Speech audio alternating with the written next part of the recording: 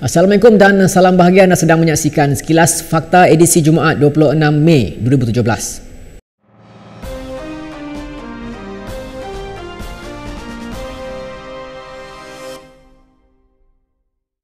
Tan Sri Anwar Musa berkata Melayu yang paling sayang kepada China adalah anggota UMNO dan Malaysia menjadi buktinya.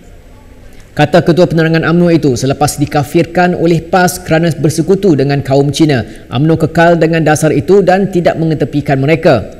Tapi kita tak pernah tinggal saudara-saudara mara kita orang Cina. Orang Cina kita beri perlindungan politik, kita beri perlindungan ekonomi. Akhirnya orang Cina kaya pada orang Melayu.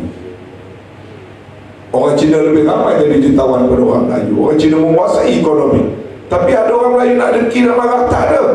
Kenapa tak ada? Sebab roh UMNO itu roh Islam. Ada orang cuma nak pusingkan sekarang. Dia kata UMNO ini parti resis. Kalau UMNO itu parti resis, perikatan tak wujud.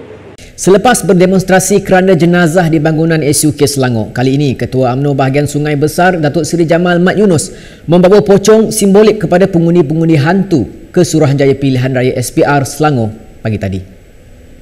Jamal membuat gimmick tersebut sebagai tanda protes dan bantahan terhadap pemindahan pengundi-pengundi daripada luar kawasan masuk ke dalam Dun Sekincan oleh Adun DAP Eng Swee Lim.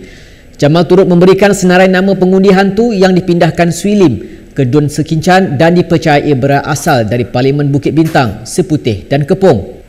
Jamal mendakwa tindakan Swee Lim itu dilihat ketara pada PRU 13 apabila jumlah majoritinya melonjak lebih 100% berbanding PRU 12 dan PRU 11. Sasaran utama firma otomotif China Zhejiang Geely Holdings Group adalah untuk memiliki jenama Lotus apabila ia membeli saham dalam Proton. Mendedahkan ini, Menteri Perdagangan Antarabangsa dan Industri 2 Datuk Seri Ong Kah Chuan juga menyifatkan pengasas Geely Li Shufu sebagai seorang budiman. Beliau berkata ini kerana firma itu bersetuju membeli kepentingan 49.9% dan bukannya kepentingan majoriti untuk membolehkan Proton kekal sebagai kereta nasional Malaysia.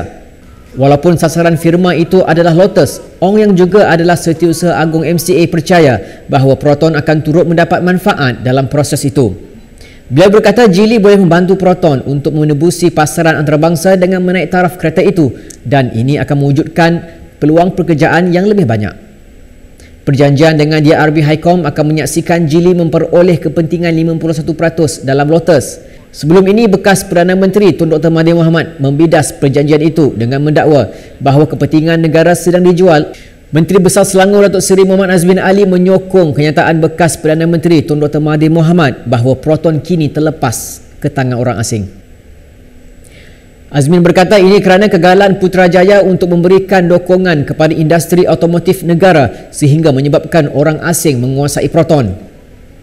Ini menyebabkan orang asing sekarang menguasai Proton dan sekarang Proton bukan lagi kereta nasional tetapi sudah terlepas ke tangan orang asing.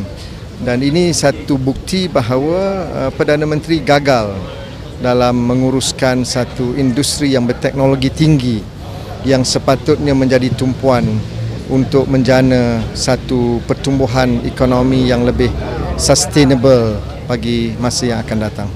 Jangan lupa layari laman web kami di kinitv.com/bm untuk berita selanjutnya. Saya Fazlan, salam menyambut Ramadan Al-Mubarak dari kru penerbitan Kini TV. Jumpa lagi.